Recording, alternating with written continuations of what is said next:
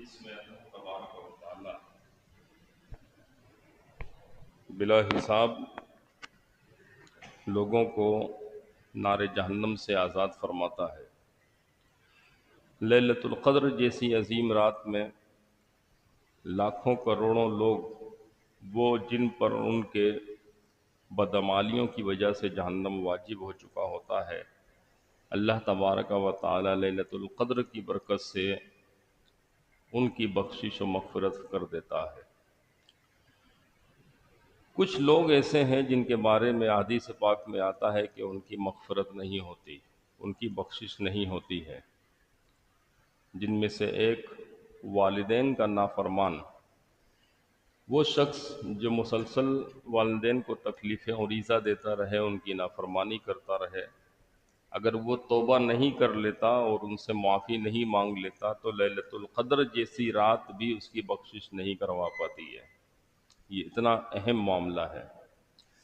دوسرا شخص وہ جو زنا کرنے کا عادی ہو جائے اور جو ہے زنا کی لت جس کو لگ گئی ہو، تو وہ شخص بھی پوری رات لیلۃ القدر پالے عبادت کرتا رہے، جب تک کہ توبہ نہیں کر لے گا تہ دل کے ساتھ اللہ تبارک و تعالی اس کی مغفرت نہیں فرماتا ہے۔ اسی طریقے سے وہ شخص جو شراب کا عادی ہو چکا ہو، جس کو شراب کی لت لگی ہوئی ہو، لیلۃ القدر پوری رات وہ عبادت کرتا رہے، لیکن جب تک شراب نہ چھوڑ دے اور اللہ تبارک و تعالی سے مغفرت طلب نہ کرے، استغفار نہ کرے، اس وقت تک اس کی مغفرت نہیں ہو سکتی ہے۔ تو یہ بڑا اہم مسئلہ ہے۔ رمضان المبارک کا مہینہ ہر سال آتا ہے اور ہر سال ہماری تربیت کرتا ہے، اور یہ ہمیں یہ پیغام دیتا ہے کہ اس مہینے میں تم روزے رکھو، اللہ تبارک و تعالیٰ کی رضا پانے کی کوشش کرو، خوب خوب استغفار کرو۔ اس رات میں اس نے جو ہے لیلۃ القدر اتاری، اور اس لیلۃ القدر میں قرآن پاک ہمیں نازل کر کے عطا فرمایا۔ یہ ساری نعمتیں اس وقت صحیح معنی میں فائدہ مند ثابت ہو سکتی ہیں جب یہ گزرنے والا رمضان ایسا گزرا ہو کہ ہماری مغفرت ہو جائے، تب تو ہمارا اس میں بینیفٹ اور فائدہ ہے۔ اگر ہمیں نہیں معلوم کہ ہماری بخشش ہوئی کہ نہیں، تو لہٰذا آخری وقت تک ہمیں چاہیے کہ ہم استغفار کرتے رہیں۔ حضور آقا علیہ الصلاۃ والسلام ایک مرتبہ منبر پر جلوہ افروز ہوئے، پہلا قدم بڑھایا آپ نے تو اللہ تبارک و تعالی کے نبی آقا دو جہاں صلی اللہ علیہ وسلم نے دعا ارشاد فرمائی کہ اللہ، اب یہ اس کو ایک طریقے سے دعا بھی کہہ سکتے ہیں اور دعائے ضرر بھی کہہ سکتے ہیں، اور اس میں امت کو ایک بہت بڑا میسیج دیا۔ فرمایا اے اللہ، جو اپنے بوڑھے ماں باپ کو اپنی زندگی میں پائے اور اپنی بخشش نہ کروا لے تو وہ ہلاک و برباد ہو جائے۔ تو جبرائیل امین نے کہا آمین۔ دعا کرنے والے حضور آقا علیہ الصلاۃ والسلام اور آمین کہنے والے جبرائیل امین، کتنی پائیدار دعا ہوگی وہ۔ اس کے بعد حضور نے فرمایا ہلاک و برباد ہو جائے وہ شخص کہ جس کے سامنے میرا نام محمد صلی اللہ علیہ وسلم، درود پاک پڑھیے، میرا نام لیا جائے اور وہ شخص درود پاک نہ پڑھے مجھ پر تو ہلاک و برباد ہو جائے۔ اور تیسری چیز ارشاد فرمائی کہ وہ شخص جو ماہ رمضان پائے، رمضان کا مہینہ پالے اور اپنی بخشش نہ کروا پائے تو وہ شخص ہلاک و برباد ہو جائے۔ اسی لیے اس میں دعائے استغفار، لیلۃ القدر کی جو دعا ہے، آخری عشرے کی دعا، اللہم انک عفو کریم تحب العفو فاعف عنا یا کریم، یہ مغفرت کی دعا ہے کہ اللہ تو معاف کرنے والا ہے، معافی کو پسند فرماتا ہے، تو اے کریم تو ہم پر اپنا کرم فرما اور ہمارے گناہوں کو بھی معاف فرما۔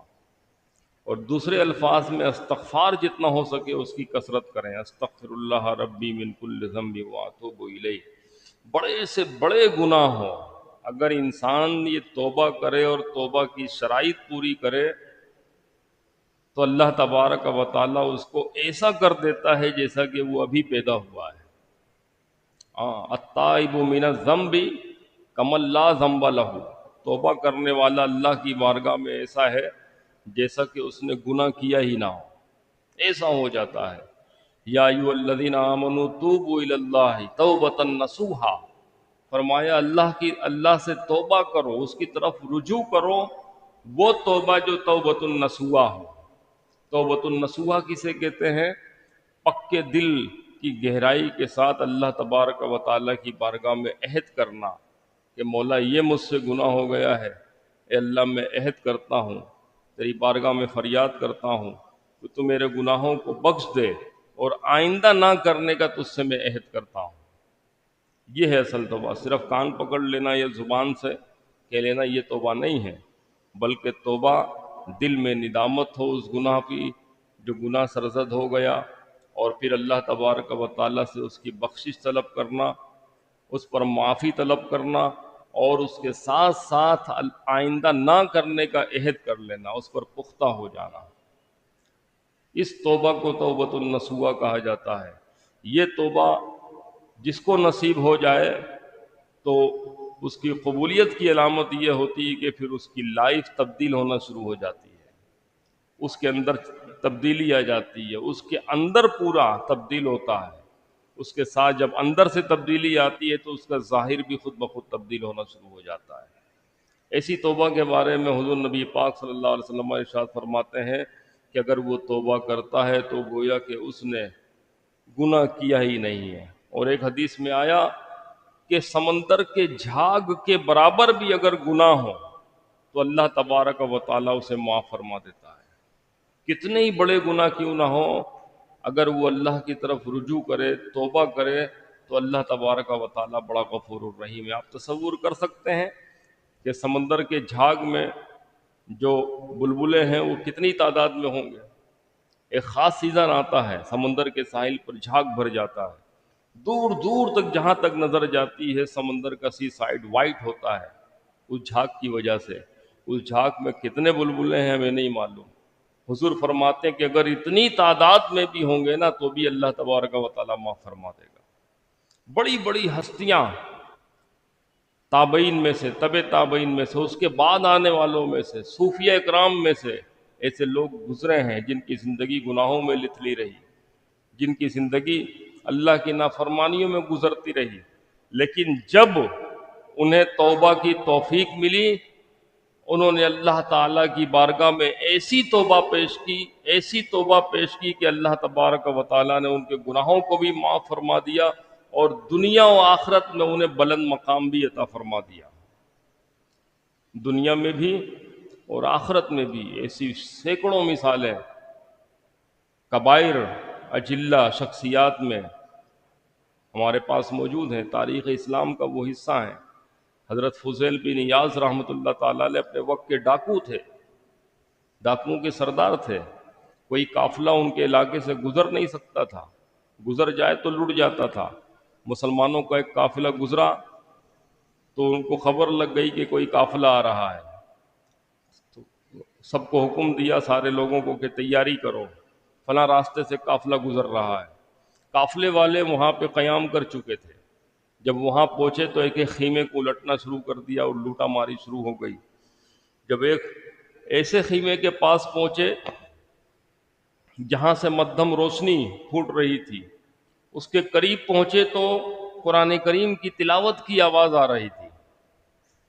قرآن کریم کی تلاوت کی آواز آ رہی تھی اور تلاوت قرآن پڑھنے والا قرآن کی اس آیت پر پہنچا کہ الم یعن للذین آمنوا ان تخشع قلوبہم لذکر اللہ، کیا وہ وقت نہیں آیا تیرے لیے بھی کہ تیرا ذکر اللہ کے خوف سے لرز جائے؟ کیا ابھی وہ وقت نہیں آیا؟ بس قرآن کریم کی یہ آیت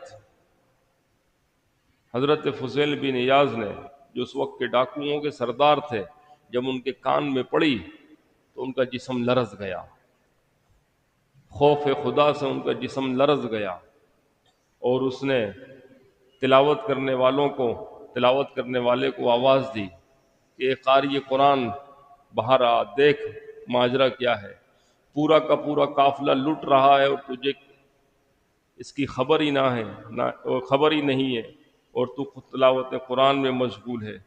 جب وہ شخص باہر آیا تو اس نے دیکھا کہ قافلہ سارا لٹ چکا ہے۔ حضرت فضیل بن ایاز نے اپنے ساتھیوں سے کہا کہ قافلے والوں کا سارا سامان واپس کر دو، سارا سامان واپس کر دیا جائے، اور انہوں نے پھر اللہ تبارک و تعالیٰ کی بارگاہ میں رجوع کر لیا، توبہ کی، ایسی توبہ کی، ایسی توبہ کی کہ آج تصوف کی جتنی بھی کتابیں آپ اٹھا کے دیکھیں، حضرت فضیل بن عیاض رحمۃ اللہ تعالی علیہ ان کی مثال آپ کو ملے گی، ان کا کوئی نہ کوئی قول اصلاح کے لیے ملے گا، تصوف کا کوئی نہ کوئی نقطہ ان کا بتایا ہوا ہوگا، اللہ نے ان کو وہ مقام عطا فرمایا۔ تو یہ دروازہ ہم میں سے ہر شخص کے لیے کھلا ہوا ہے اس وقت تک جب تک ہمارے جسم میں روح اور جان موجود ہے۔ وقت نزع آنے سے پہلے پہلے توبہ کا یہ دروازہ آپ سب کے لیے، ہم سب کے لیے کھلا ہوا ہے، توبہ گناہ گاروں کے لیے ہی ہے، اور گناہ گار اگر توبہ کر لیتا ہے تو وہ خوش نصیب ہے کہ اس کے تمام پچھلے گناہ بھی نہ صرف معاف ہو جاتے ہیں، بلکہ بعض لوگوں کو اللہ ایسی توبہ عطا فرماتا ہے کہ ان کے پچھلے گناہوں کو بھی نیکیوں میں تبدیل کر دیتا ہے۔ کتنی خوش نصیبی کی بات ہے، جو گناہ ہو گئے وہ تو معاف ہو ہی جاتے ہیں، ان گناہوں کو نیکیوں میں تبدیل کر کے لکھ دیے جاتے ہیں اس کے نام و اعمال میں۔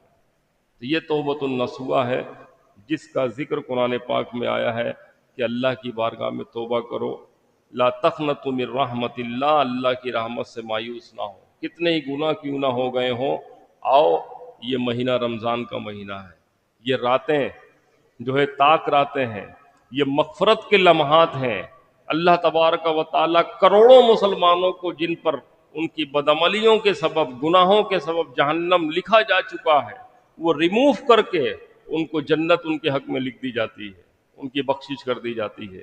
تو یہ چند لمحات، یہ چند دن رمضان کے ہمارے پاس موجود ہیں، ہمیں چاہیے جتنا ہو سکے اللہ تبارک و تعالیٰ کی طرف رجوع کرے۔ اللہ رب العالمین ہم سب کو توبۃ النصوح کی توفیق عطا فرمائے، آمین۔ وآخر دعوانا ان الحمد للہ رب العالمین، الحمد للہ رب العالمین، والصلاة والسلام علی سید الانبیاء و سید المرسلین۔ یا رب العالمین، یا ارحم الراحمین، مالک مولا، جو کچھ بھی ہم نے درس میں سنایا رمضان کے پورے مہینے، مولا کریم ہم سب کے علم و عمل میں برکتیں عطا فرما۔ یا رب العالمین، یا ارحم الراحمین، ہم سب کو توبۃ النصوح عطا فرما۔ رب کریم، یا اللہ ہمیں تیری طرف رجوع کرنے کی توفیق عطا فرما۔ یا اللہ ماہ رمضان کے بعد بھی ہمیں نمازوں کا پابند بنا، تلاوت قرآن کا پابند بنا۔ یا اللہ ہمیں ہماری اولادوں کو عالم بعمل بنا۔ رب کریم، یا ارحم الراحمین، دین و دنیا کی خیر اور بھلائیوں سے مالا مال فرما۔ یا اللہ ہماری نمازیں، تلاوت قرآن، ذکر و اذکار، نماز تراویح، ہمارے اعتکاف، ہمارے قیام اللیل، یا اللہ یہ ٹوٹی پھوٹی عبادتیں مولا اپنی بارگاہ میں قبول فرما۔ ان کے صدقے مولا کریم ہم سب کی بخشش و مغفرت فرما، ہمارے گزرے ہوئے اعزاء و اقرباء کی مغفرت فرما، ہمارے والدین کی مغفرت فرما۔ یا رب العالمین، یا ارحم الراحمین، ہماری دعاؤں کو اپنی بارگاہ میں مستجاب فرما۔ اللہم ربنا تقبل منا انک انت السمیع العلیم وتب علینا انک انت التواب الرحیم، وصلی اللہ تعالی علی خیر خلقہ سیدنا و مولانا محمد وعلی آلہ واصحابہ اجمعین برحمتک یا ارحم الراحمین۔